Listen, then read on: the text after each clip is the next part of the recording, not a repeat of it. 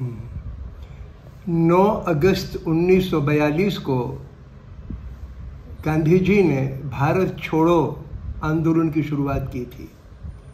इस बरस 9 अगस्त 1922 को उन्हीं के पोते तुषार गांधी ने और तमाम संगठनों ने मिलकर नफरत भारत छोड़ो अभियान की शुरुआत की।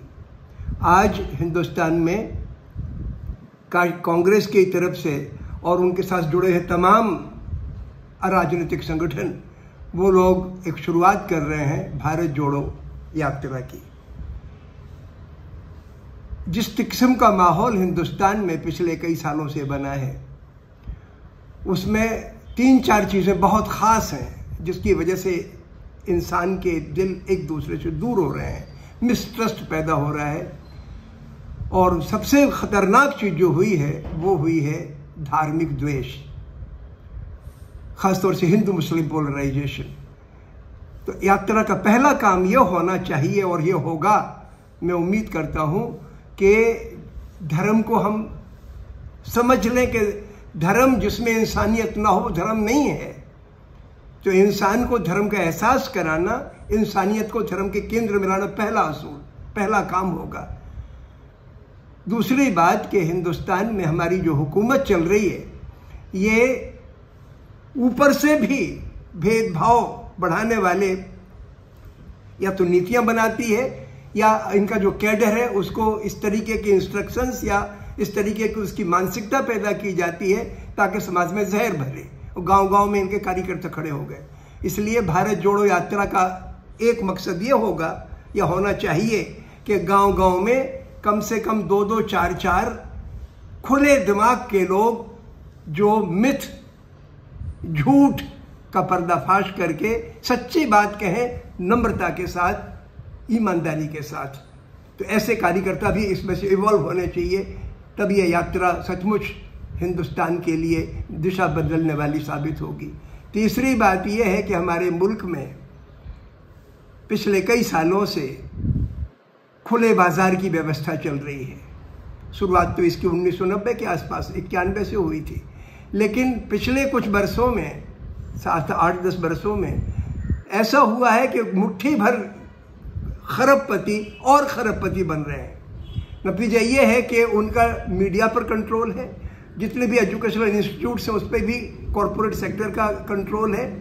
तो इंसान की आज़ादी ख़त्म हो रही है और नौकरी के अवसर ख़त्म हो रहे हैं, क्योंकि बड़े बड़े कारपोरेट बड़ी बड़ी मशीनों के ज़रिए काम कराना पसंद करते हैं, बड़े बड़े ठेके देके। तो आम आदमी के लिए, छोटे कारोबारियों के लिए इसमें गुंजाइश नहीं है।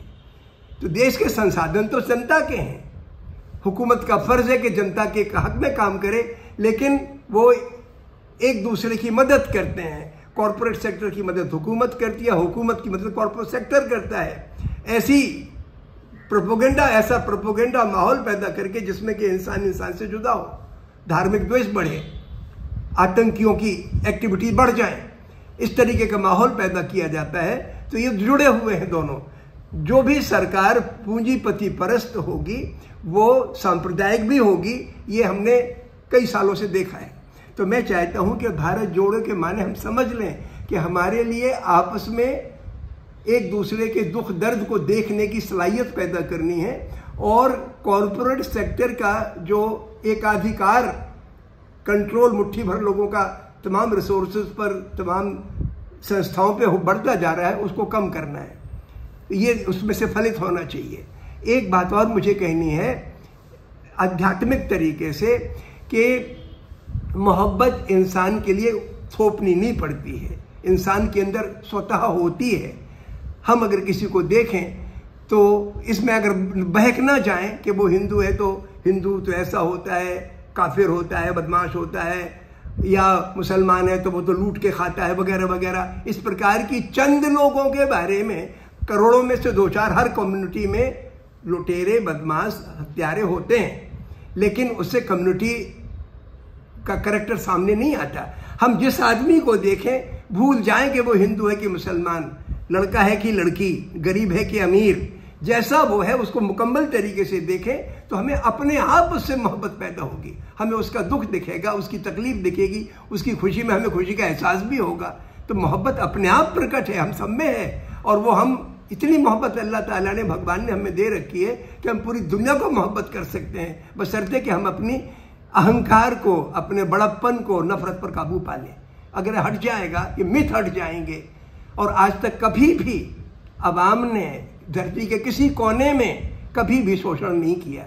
शोषण तो इलीट करता है और उसकी सजा हम आम लोगों को ना दें, ये भावना हमें पैदा करनी है। असली भारत जोड़ो तो ये होगा जिसमें कि इंसान एक दूसरे से को खुल के मिले, खुल के मदद करे।